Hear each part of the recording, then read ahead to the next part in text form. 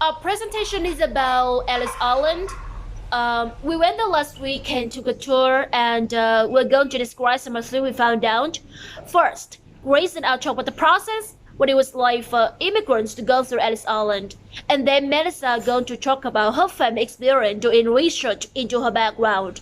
Okay, so let's go to Grace first. Hi, I'm going to talk about the first part of the process of going through Ellis Island, the different stages the immigrants had to go through.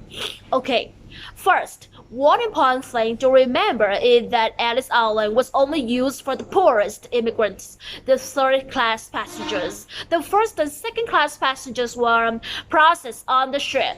Then they were taken to the docks when they got off. And then the ship was sailed onto Ellis Island with the third-class passengers still on board. When they finally landed at Ellis Island, they put on all the clothes they owned because they were allowed to bring only one bag with their possessions from the old country.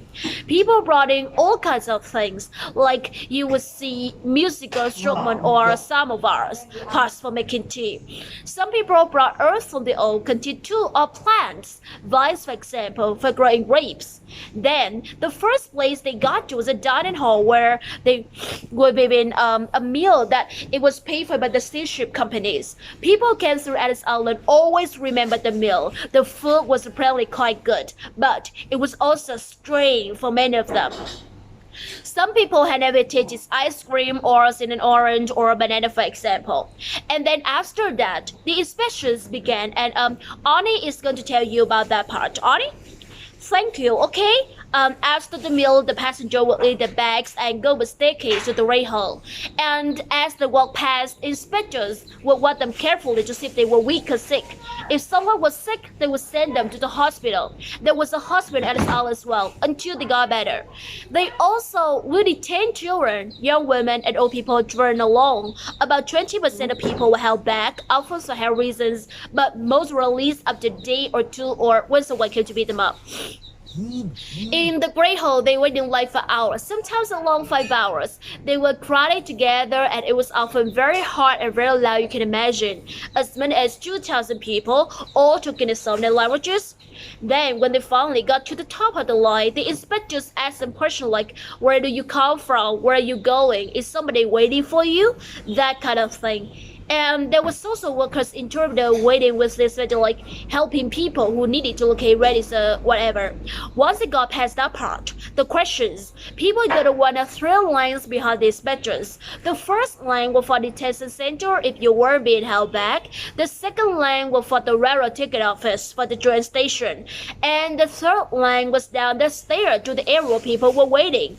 There was a post that was called the kissing post because that was the scene of so many reunions. Husbands met their wives and father met the children hadn't seen in years, and then the immigrants went off to start new life.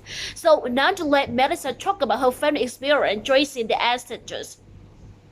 Well, my great-grandfather came in from Ireland, and my Aunt John actually used Ellis Island records to do research and find out where he came from.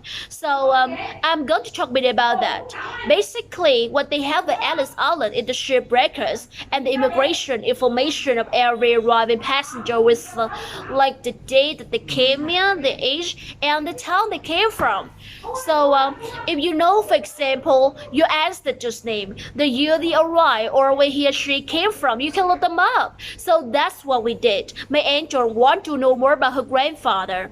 My great-grandfather, he died before I was born, but apparently he was a great musician. He's played the fiddle and seen at family events. Well, John knew that he came from Cork in Ireland, but she didn't know where in Cork because she never spoke about it.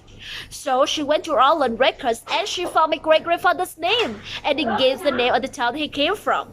So she went to Ireland and visited several years ago. She got more information when she was there, and eventually she found a living relative, a cousin that she didn't know she had. It was great because she always wanted to know more about her grandfather he come from. So that's all we had time for, but we hope that you enjoy our presentations. Thank you.